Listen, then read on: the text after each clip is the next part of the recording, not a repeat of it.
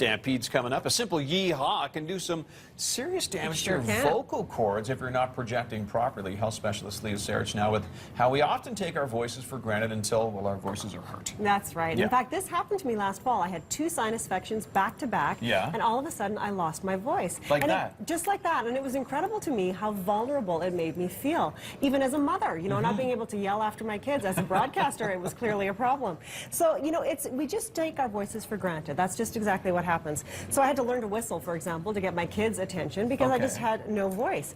And we know that during Stampede, things can certainly get a little crazy. You know, we're all maybe out a little bit later, we're celebrating, we're cheering, we're having a good time. Or maybe we're even cheering for country musicians like Kaylee Jo Kirk.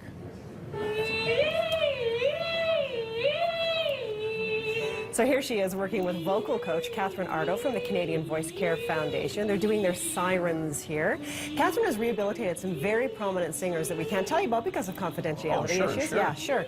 But she's teaching Kaylee Jo here how to protect her voice. Kaylee will actually be doing a lot of performances this summer, including one for the Stampede Talent Search.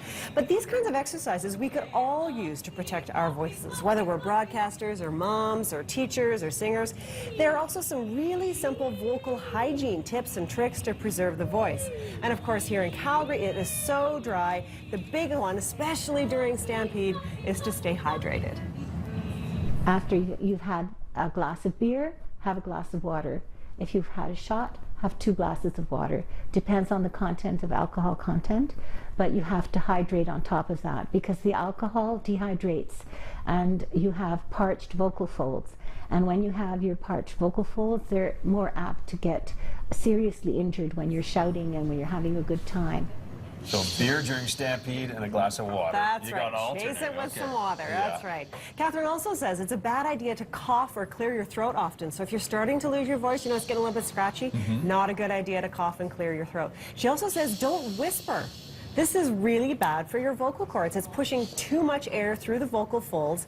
And she also says don't yell. So you've got to tell your friend across the Stampede Park there, hey, come over here. But don't yell without using your entire body to support your voice. So plant those feet and then yell right from right from the ground up and not just strictly in your throat. It's also important to recognize that younger people under the age of 25, they'll recover after yelling at Stampede in a couple of hours.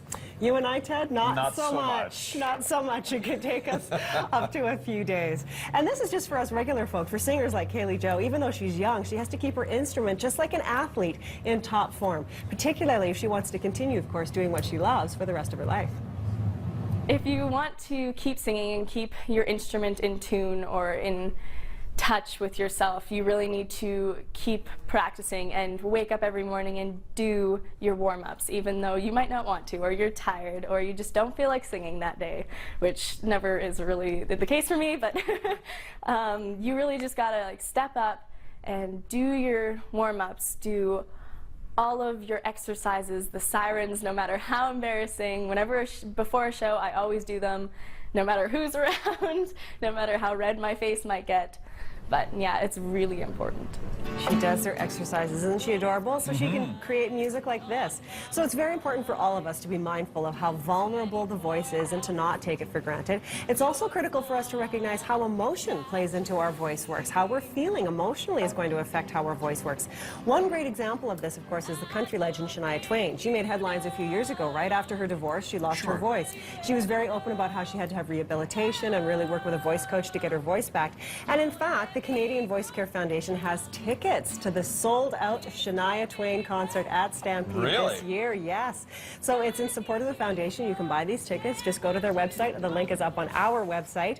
And you can help them out, help out the foundation, and go see Shania Twain. There you go. There you go. And all the information on this, on, you know, taking care of our voices during Stampede, it's going to be on your blog. All on my blog, yes. Have a look after your voice. That's also on breakfasttelevision.ca.